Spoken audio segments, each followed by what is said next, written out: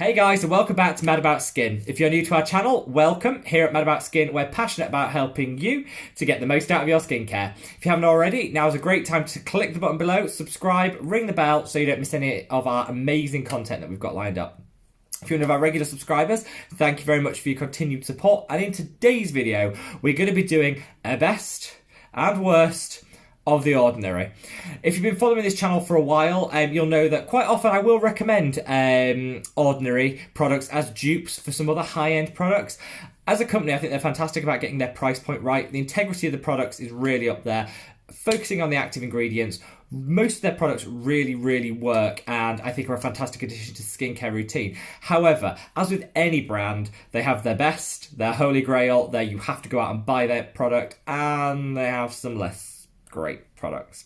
And so today I'm going to do the 3 of the best, 3 of the worst. If you have any opinions on this, let me know in the comments below. Have you tried any of the Ordinary products? Do you disagree with what I'm saying here? Let me know below, guys, because I love to hear other people's ideas and thoughts on skincare, because like I say, it is totally personal to you. These are just my opinions, and I'd love to know what you guys think. So, starting off with the good. I think, for me, the absolute game-changing, amazing, got-to-have product is the Glycolic Acid 7% toning solution. I bang on about this endlessly, and there is a reason.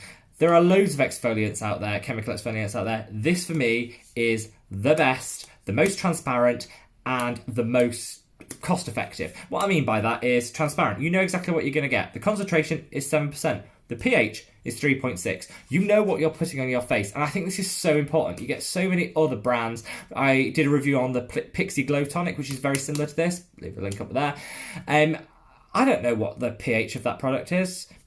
I don't know the concentration of that product. You can look online and you can find that out. But what I love most about this product is it's on there, it's on the bottle, you know what you're doing. As you can see, this is probably like my 10th bottle, and there's practically nothing left in it.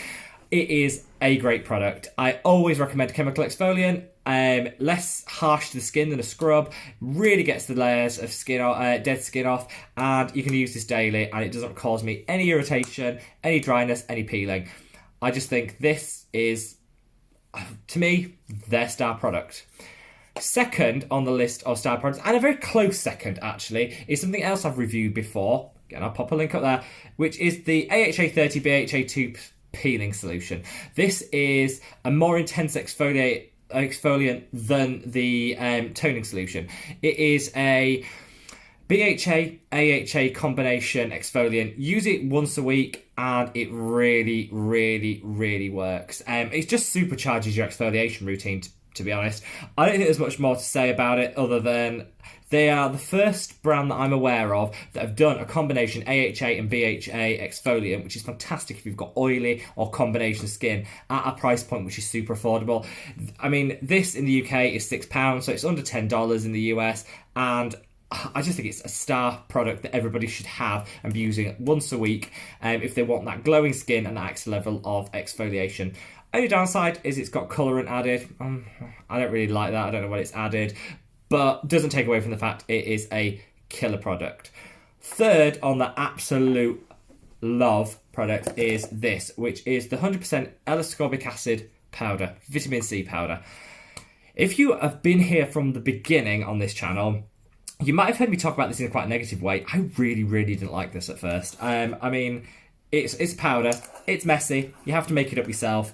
I think it was the messiness, it was the inconvenience of it, it was the fact that I was using it in too high a concentration, so it was stinging and being a bit uncomfortable. All of that combined to me saying, actually, I just don't like this product, I like their other vitamin C's more. Total about face, and changed my mind on this product. And then what I was doing wrong was I was using it in too high a concentration. That's the first point. I also think a little bit of inconvenience, because you have to mix this yourself, is well worth it for the results. So what you get in this product is the ability to control the strength of your vitamin C. So I mix this with natural moisturising factors from The Ordinary. You use 1 scoop. If you use it 50-50, powder to moisturize it, you get a very strong concentration, which is great at super targeting areas of pigmentation. So I've got some pigmentation here, which I will just put that super, it's almost like a paste, like a putty at that concentration. Put that on there and that just supercharges the vitamin C in that area. It's fantastic at brightening and lightening the skin. It gives you that glow that we all crave. If you use it in a much weaker concentration, you can use it every single day, which is fantastic. And I just think it's a great product. It's cheap here in the UK, again, £5. It's under $10. It's cheap. It's really, really good. It's got a really long shelf life on it because it is a powder, so it's not got that water content, so there's less to go off or go bad in there, because it's difficult for bacteria to breed within something that isn't in a liquid, hasn't got that water. So I think it's just a star product. So I've gone from really not liking it to actually, you'll see this mentioned in a lot of videos, I think this is a fantastic, fantastic product. So on to what I think are just not great products. And it pains me because I love the Ordinary, but they do have some duds, to be honest. First one is their retinols. I haven't found a single one that I like. They're all oil-based, so they're quite greasy. None of them really sink in. It doesn't matter whether you use the 1, the 2, the 5, the gram active, which is probably the best of the lot, but they never seem to sink into the skin. It sits there as a layer. I use it on an evening, as you should with all your retinol. Your pillow will be yellow when you're finished with it. When you wake up in the morning, so it stains all your bed sheets. It never really sinks in. Yes, you don't get a lot of irritation with it. Yes, you don't get that redness and that peeling. So all that's good. I just hate the consistency.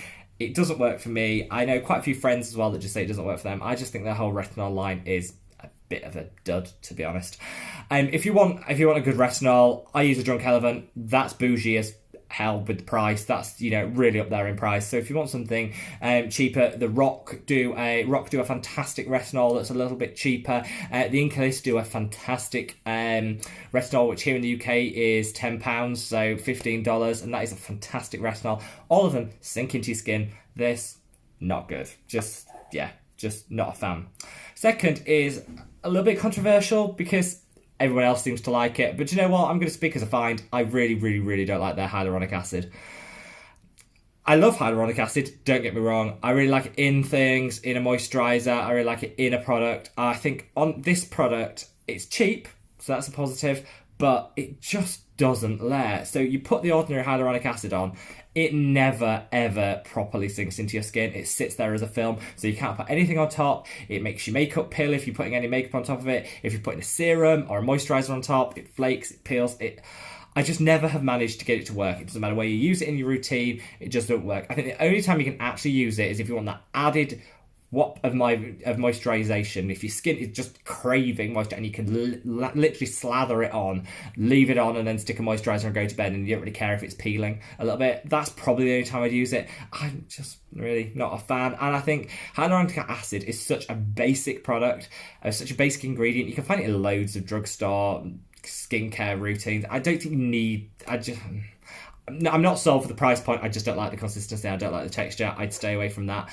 And finally, on their really not a fan of is their mineral filter SPF. Sorry. The reason I don't like it is, well, first of all, perhaps they do put a little bit of colourant in here, which I like because it stops that white cast that you get with the mineral SPF. So I think that's quite innovative and that's quite good. And I'd like to see that in more mineral SPFs, because I think a lot of people don't use them because it does leave that white cast. So if it doesn't photograph particularly well, it does make you look quite white throughout the day, particularly in certain lights. So adding a little touch of colour to it does mean that offsets some of that. So that's innovative and I like that. Beyond that, I just don't like this product. They never have it in stock. So on their website, you can never get hold of it. They don't seem to sell it in any of their drugstore locations here in the UK. I don't know what it's like in the US, but you can never get hold of it. It's never in stock. So that's point one. When you finally do get hold of it, I just find this consistency of it never really sinks in, which often is a problem with the mineral sunscreen. So it's not just the Ordinary, but it doesn't sink in particularly well. I still think you get a white cast in spite of the added colour, which isn't that great, and it itches. My skin is super tolerant. I love mineral sunscreen. So it's not the mineral sunscreen.